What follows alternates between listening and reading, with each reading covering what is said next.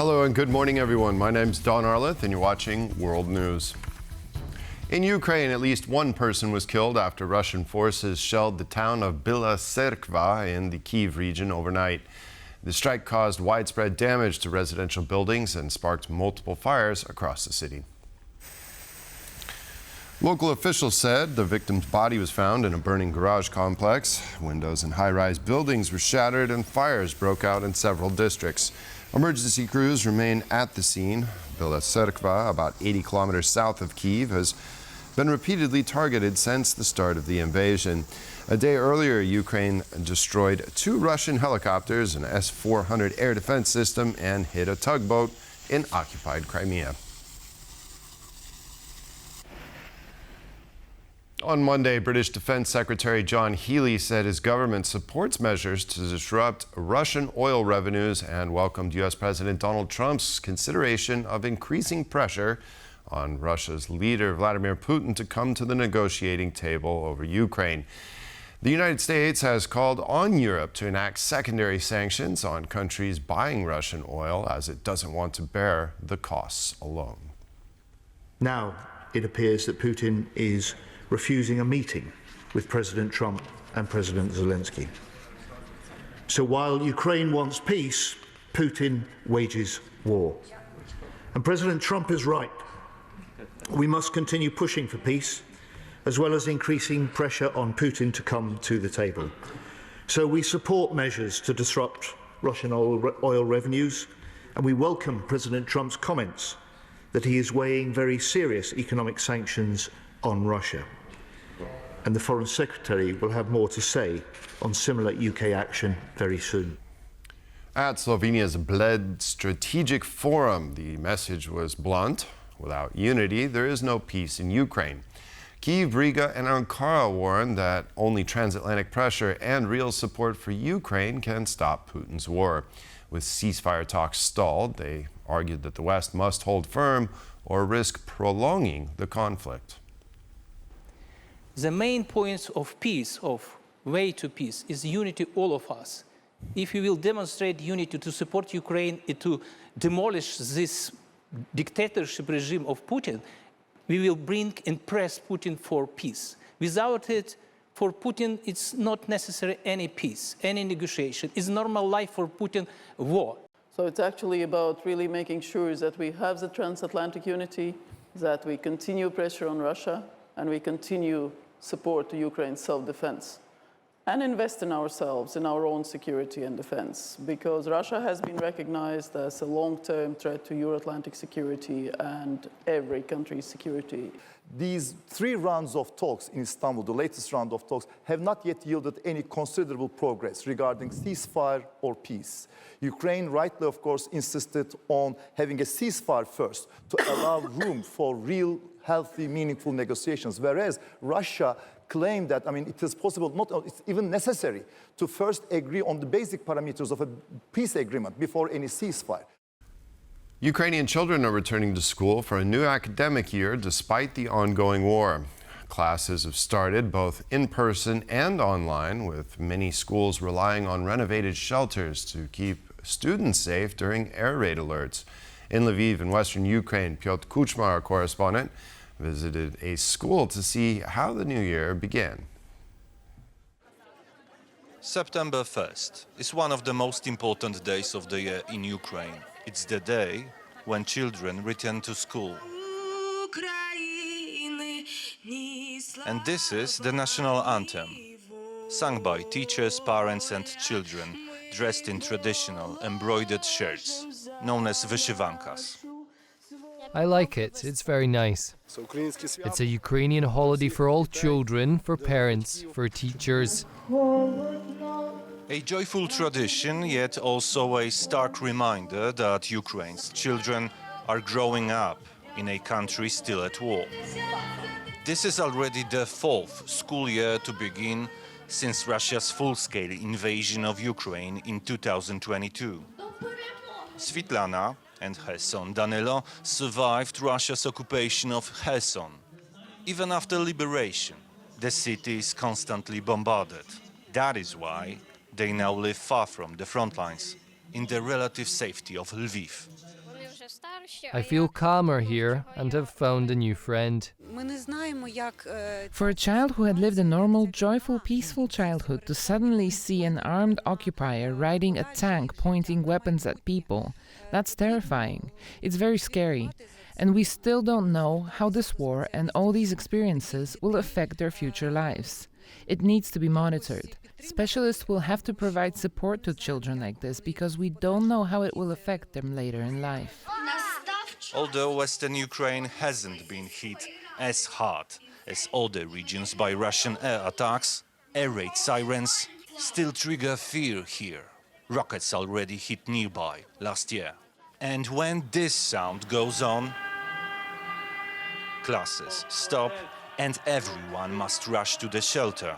Only schools that can guarantee protection from Russian missiles and drones are allowed to remain open.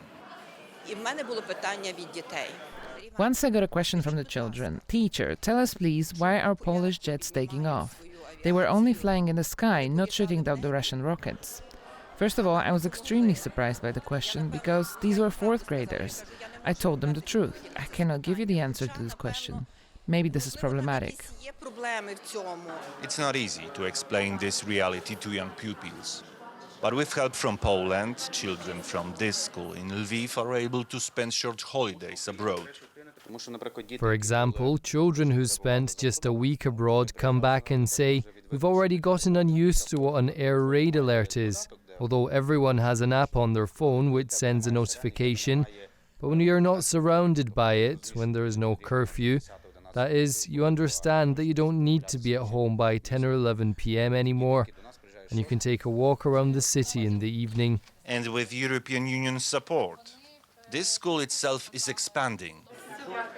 Nadia, the head teacher, stresses it would be impossible without that aid. Most of Ukraine's budget goes directly to the army.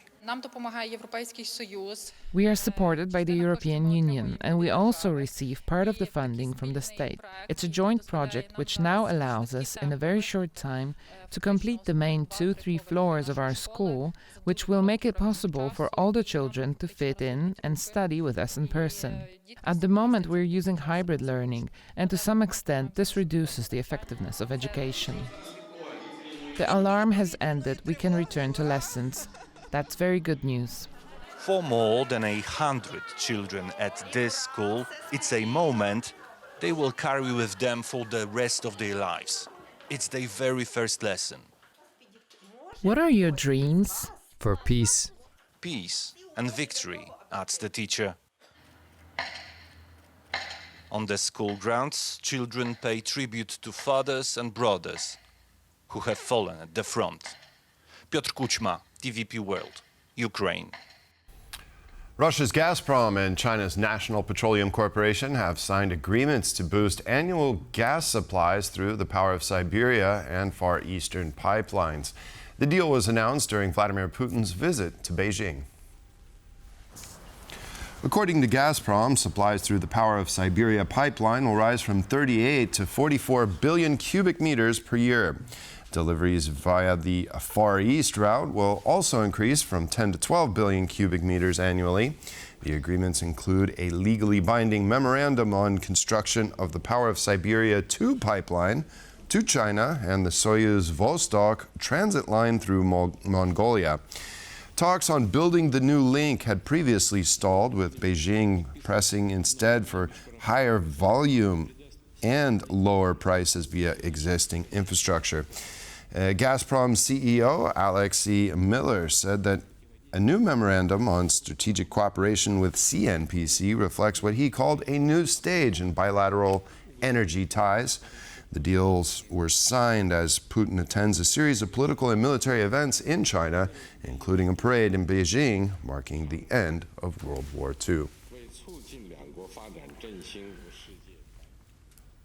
Russian President Vladimir Putin met with his Chinese and Mongolian counterparts in Beijing on Tuesday. The talks highlighted a growing political and economic cooperation among the three neighbors. Trilateral meeting with the Chinese and Mongolian presidents took place at the Great Hall of the People. Putin described the three nations as, quote, good neighbors, unquote, with deepening ties. His trip to China began on Sunday with a two-day summit in Tianjin, where Xi and Putin showcased their close relationship. Russian media report that Putin also briefed Xi on his recent talks with U.S. President Donald Trump in Alaska.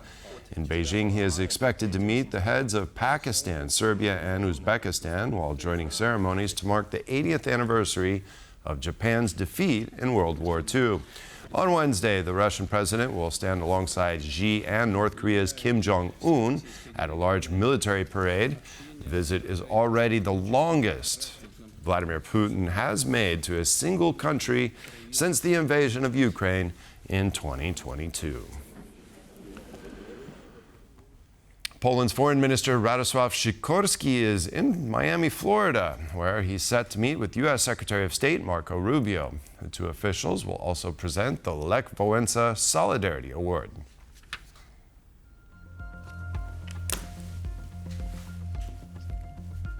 Notes. Includes a bilateral meeting with his American counterpart and the joint presentation of the Solidarity Award.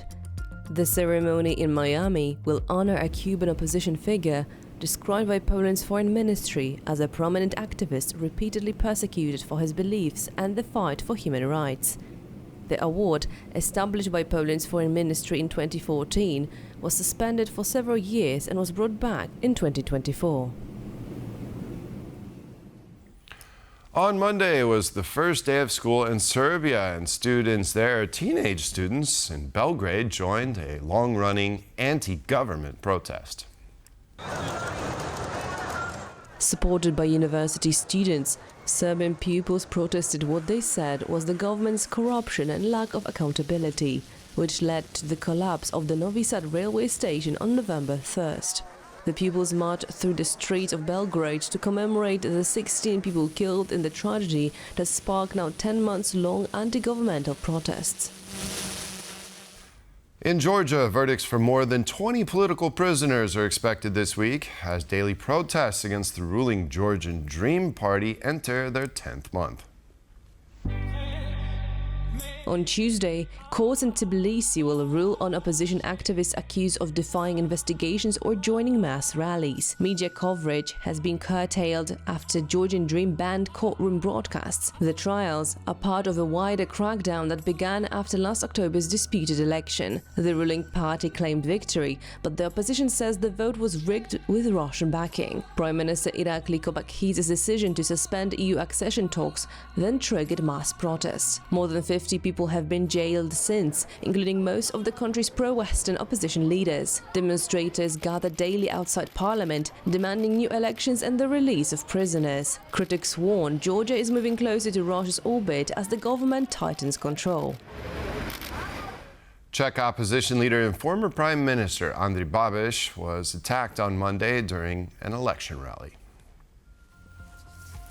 The incident took place in the eastern village of Dobra, where Babiš was campaigning for his ANO party ahead of the Czech parliamentary election scheduled for October 3rd and 4th.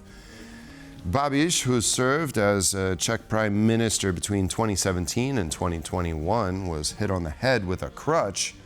He was taken to the hospital, but was discharged shortly afterwards.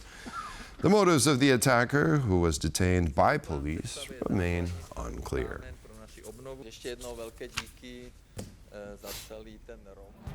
And that concludes this edition of World News. Thank you for joining us, and stay with us for more here on TVP World.